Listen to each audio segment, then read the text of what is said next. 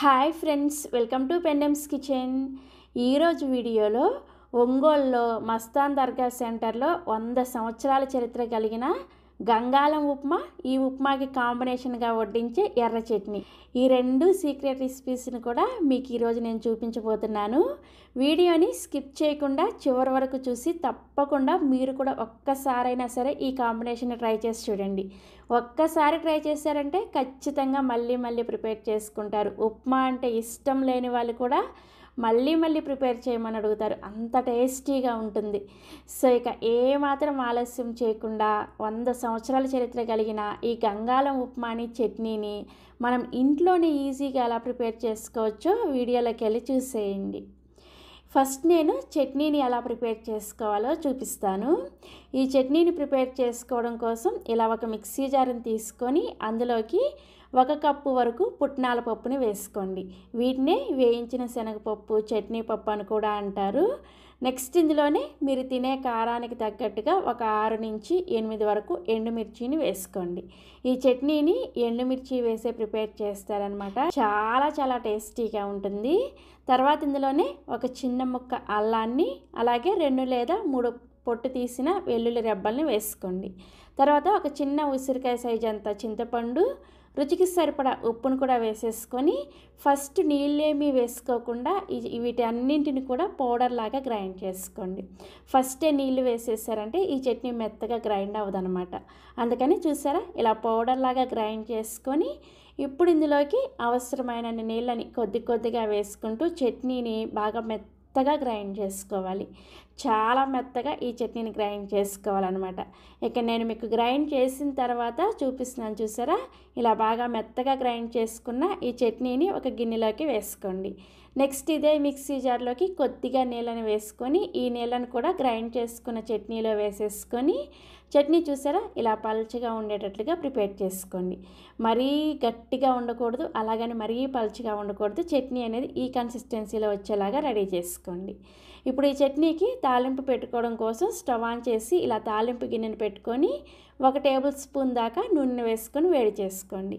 నూనె వేడైన తర్వాత 1 టీ స్పూన్ దాకా పోపు దినుసులను వేసుకోండి. మినపప్పు, ఆవాలు, పచ్చిశనగపప్పు అండ్ జీలకర్ర, ఈ 4 కలిపేసి 1 టీ స్పూన్ వేసుకొని ఈ తాలింపు గింజల్ని లో ఫ్లేమ్లోనే కొద్దిగా వేయించుకోండి. సో తాలింపు గింజలు ఇలా చక్కగా వేగిన తర్వాత ఇప్పుడు ఇందులోకి 2 లేదా 3 పొట్టు తీసిన వెల్లుల్లి రెబ్బల్ని కొంచెం కచ్చాపచ్చాగా దంచుకొని వేసుకోండి. ఈ వెల్లుల్లి ఫ్లేవర్ అనేది చట్నీకి చాలా చాలా టేస్టీగా ఉంటుంది. స్కిప్ చేసుకోకుండా ఈ వెల్లుల్లిని ఖచ్చితంగా వేసుకోండి. నెక్స్ట్ ఇందులోనే ఒక ఎండుమిర్చిని కూడా ఇలా 2-3 ముక్కలుగా కట్ చేసుకొని వేసుకొని ఈ ఎండుమిర్చిని, వెల్లుల్లిని కూడా కొంచెం లో ఫ్లేమ్లో ఫ్రై చేసుకోవాలి. ఇవి కొద్దిగా వేగిన తర్వాత ఇందులోనే ఒక రెమ్మ కరివేపాకును కూడా వేసేసుకొని తాలింపుని చక్కగా ఫ్రై చేసేసుకొని ఈ తాలింపుని తీసుకొచ్చి మనం ముందుగా గ్రైండ్ చేసుకున్న ఈ చట్నీలో వేసుకొని కలుపుకోండి. అయితే తాలింపుని వేడిగా ఉన్నప్పుడు కలపకుండా కొంచెం చల్లారిన తర్వాత ఈ చట్నీలో వేసుకొని కలుపుకోవాలన్నమాట. సో ఇలా చక్కగా తాలింపు వేసుకొని కలుపుకుంటే మనకి ఈ గంగాలం ఉప్మాకి వడ్డించే చట్నీ రెడీ అయిపోతుంది. చాలా సింపుల్గా చేసుకోవచ్చు కదా, చాలా చాలా టేస్టీగా ఉంటుంది. తప్పకుండా ట్రై చేయండి. ఈ ఉప్మాలోకే కాకుండా ఇడ్లీలోకైనా, దోశలోకైనా కానీ ఈ చట్నీ చాలా చాలా టేస్టీగా ఉంటుంది. సో మనకి చట్నీ రెడీ అయిపోయింది కదా, ఇక వెంటనే మనం ఈ గంగాలం ఉప్మాని ఎలా ప్రిపేర్ చేసుకోవాలో చూపిస్తాను. ఈ గంగాలం ఉప్మాని ప్రిపేర్ చేసుకోవడం కోసం స్టవ్ ఆన్ చేసి ఇలా ఒక కడాయిని పెట్టుకోండి. నార్మల్గా అయితే దీన్ని గంగాలంలో ప్రిపేర్ చేస్తారనమాట, అందుకనే దీనికి గంగాలం ఉప్మా అని పేరు వచ్చింది. మనకి ఇంట్లో గంగాలాలు ఉండవు కదా, అందుకని నేను ఇలా నార్మల్ కడాయినే పెట్టుకున్నాను. కడాయి వేడైన తర్వాత ఇందులోకి 1 టేబుల్ స్పూన్ దాకా నెయ్యిని వేసుకొని వేడి చేసుకోండి. నెయ్యి కూడా కొద్దిగా వేడైన తర్వాత ఇందులోనే ఒక గుప్పెడి వరకు జీడిపప్పుల్ని వేసుకొని ఈ జీడిపప్పుల్ని లో ఫ్లేమ్లోనే కొద్దిగా లైట్గా రంగు మారేంత వరకు వేయించుకోండి. చూసారా, ఇలా కొద్దిగా వేగిన తర్వాత ఇప్పుడు ఈ జీడిపప్పుల్ని ఒక గిన్నెలోకి వేసుకొని రెడీగా పక్కన పెట్టేసుకోండి. నెక్స్ట్ ఇదే నెయ్యిలోకి ఒక 2 టేబుల్ స్పూన్ల దాకా నూనెని వేసుకొని వేడి చేసుకోండి. నూనె వేడైన తర్వాత ఇందులోకి 1 టేబుల్ స్పూన్ దాకా పల్లీలను వేసుకొని ఈ పల్లీలని కలుపుకుంటూ లో టు మీడియం ఫ్లేమ్లో కొద్దిగా ఫ్రై చేసుకోండి. మనం ఎప్పుడైనా సరే ఉప్మా చేసుకునేటప్పుడు తాలింపు గింజలు వేసుకోకముందే ఇలా కొంచెం పల్లీలను వేసుకొని వేయించుకుంటే పల్లీలు చక్కగా వేగుతాయి అన్నమాట.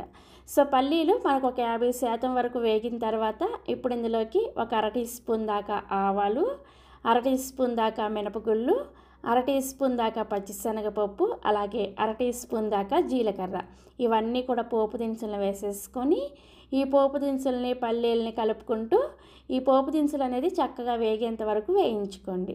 సో పోపు దినుసులు మనకి వేగిన తర్వాత ఇప్పుడు ఇందులోకి ఒక ఎండుమిర్చిని ఇలా 4-5 ముక్కలుగా చిన్న ముక్కలుగా కట్ చేసుకొని వేసుకోండి. నెక్స్ట్ ఇందులోనే 2 లేదా 3 పచ్చిమిర్చిని కూడా ఇలా రౌండ్గా చిన్న ముక్కలుగా కట్ చేసుకొని వేసుకోండి. తర్వాత 1 ఇంచు అల్లాన్ని ఇలా పైన పొట్టు తీసేసి చిన్న చిన్న ముక్కలుగా కట్ చేసుకొని వేసుకొని వీటన్నిటిని కూడా కొద్దిగా ఫ్రై చేసుకోండి. మనకు అల్లం ముక్కలు, పచ్చిమిర్చి ముక్కలు ఇవన్నీ కూడా కొద్దిగా వేగేంత వరకు మంటని లో ఫ్లేమ్లో పెట్టుకొని వేయించుకోవాలి. తర్వాత ఇందులోకి ఒక చిన్న ఉల్లిపాయని ఇలా చిన్న చిన్న ముక్కలుగా కట్ చేసుకొని వేసుకొని ఫ్రై చేసుకోండి. ఎప్పుడైనా సరే మనం ఉప్మా చేసుకునేటప్పుడు ఉల్లిపాయ అనేది రంగు మారకుండా జస్ట్ కొంచెం మెత్తబడితే సరిపోతుంది అనమాట. ఆ విధంగా ఉల్లిపాయ ముక్కల్ని వేయించుకోవాలి. ఇక నేను మీకు ఉల్లిపాయ వేగిన తర్వాత చూపిస్తున్నాను చూసారా, ఉల్లిపాయ ఎక్కడా కూడా మనకి రంగు మారకుండా ఇలా కొంచెం మెత్తబడితే సరిపోతుంది. నెక్స్ట్ ఇందులోకి ఒక రెమ్మ కరివేపాకుని తీసుకొని ఇలా చిన్న చిన్న ముక్కలుగా కట్ చేసుకొని వేసుకోండి.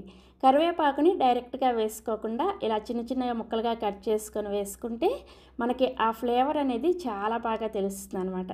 సో కరివేపాకు కూడా మనకి చక్కగా వేగిన తర్వాత ఇప్పుడు ఇందులోకి మీరు ఏ గ్లాస్తో అయితే రవ్వ తీసుకుంటారో అదే గ్లాస్ తోటి 1 కప్పు గ్లాసుకి 5 గ్లాసుల వరకు మనం నీళ్ళని వేసుకోవాలి.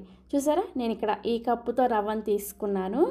సేమ్ ఇదే కప్పుతోటి 5 కప్పుల నీళ్ళని వేసుకుంటున్నాను అనమాట.